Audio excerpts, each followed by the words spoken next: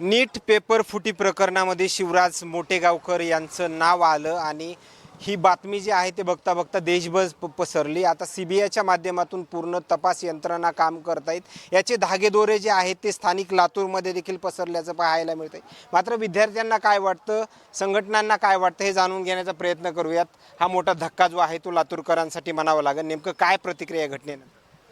या घटनेनंतर लातूर पॅटर्नचं नाव खराब होण्याचं एक सध्याला समाज माध्यमावर एक हे चालू आहे.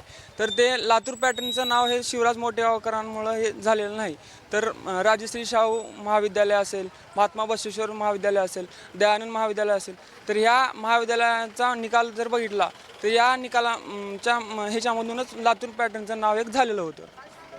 खरं तर कशा पद्धतीमध्ये कारवाई व्हायला पाहिजे हे अपेक्षित आहे एक विद्यार्थी किंवा संघटनेचे कार्यकर्ते?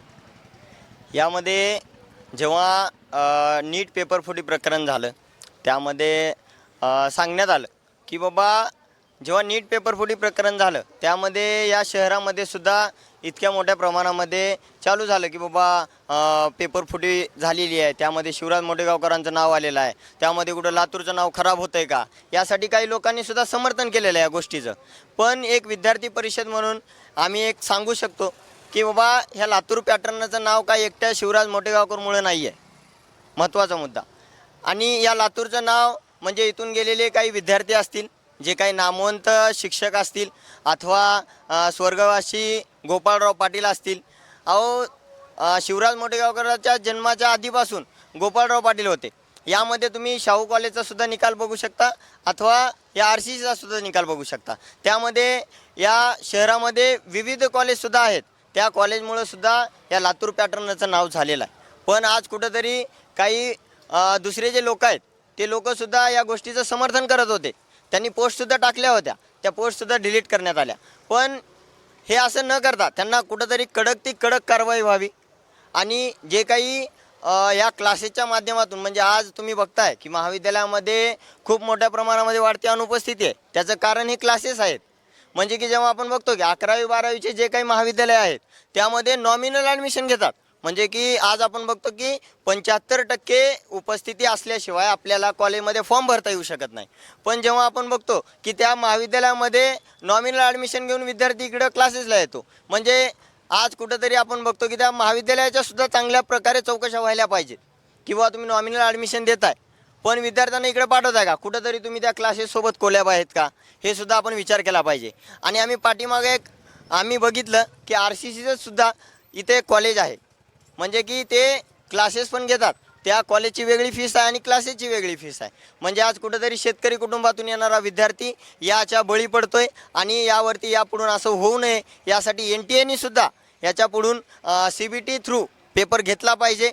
आणि जे काही क्लासमध्ये जात असताना विद्यार्थ्यांना जी काही कडक म्हणजे हे केलं जातं, म्हणजे की बाबा त्यांना हातात दोरासुद्धा घालू दिला जात नाही. साधं म्हणलं तर दोरा असेल अथवा किशेसुद्धा कापले जातात विद्यार्थ्यांचे. म्हणजे अशा प्रकारे तुम्ही क्लासमध्ये जात असताना इतकं करू शकता, म्हणजे तुम्ही पेपर फुटेपर्यंत कसे बसले हे आम्हाला याच्या माध्यमातून विचारायचं आहे.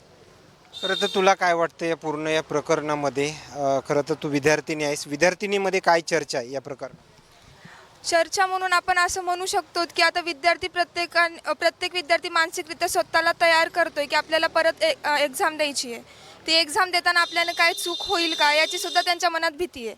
कारण कुठेतरी विद्यार्थी रिलॅक्स झालेला असताना त्यांना परत रिनीटचं जेव्हा न्यूज भेटते तेव्हा तो प्रत्येक विद्यार्थी मानसिकरित्या डिस्टर्ब होतो. आणि आज सुद्धा विद्यार्थ्यांमध्ये तीच चर्चा चालू आहे, आपल्याला परत ती एक्झाम द्यायची आहे, परत कसं तेवढं होईल.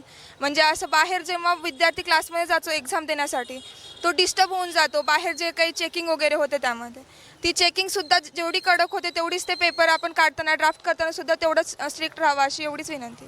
खरं तर काही राजकीय नेते मंडळी असं देखील म्हणतायत की जी संपत्ती जमवली याची देखील चौकशी झाली पाहिजे. एक संघटनेचे कार्यकर्ते म्हणून त्यांच्या त्या प्रतिक्रियेवरून तुला काय वाटतं? हो, नक्कीच झाली पाहिजे. पण शिक्षणाच महत्त्व दिलं पाहिजे. शिक्षणाचं जो कोणी वंचित राहील, आता जो नवीन नीटचा पेपर निघणार आहे तो नीटचा पेपर विद्यार्थ्यांनी जास्तीत जास्त अभ्यास करून द्यावा, ना की त्याची संपत्ती मोजण्यात त्याची हे करण्यात हे नाही केलं पाहिजे. विद्यार्थ्यांनी अभ्यास केला पाहिजे. आता आगामी जे की येणारी नीटची परीक्षा आहे त्याचा अभ्यास केला पाहिजे, त्याच्यावरही कारवाई करा. पण जे काही शासन करेल ते कारवाई करावी. खरं तर बऱ्याच विद्यार्थ्यांनी इथं फीस पण भरली गेली, आता अचानक ही अशा घटना ज्या आहेत ते घडलेत.